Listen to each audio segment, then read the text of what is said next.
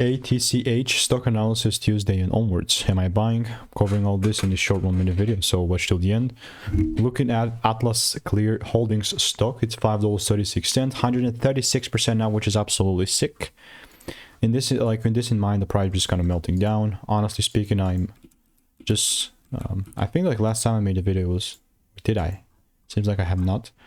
But like this crazy expansion up is quite sick. I mean, at some point of the day, we were not only like 136% up. Like at some point it was, I'm saying 460, you know, that's absolutely crazy. So with this in mind, where the heck are we heading next?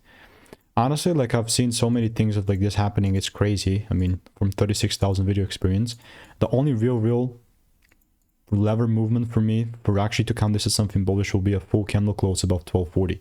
If the price doesn't give me that, then there's just no way that I'm buying. Like literally no way. So stay tuned, and if you want to make more money trading in a simple way, just click the first link in the description. That's a free newsletter.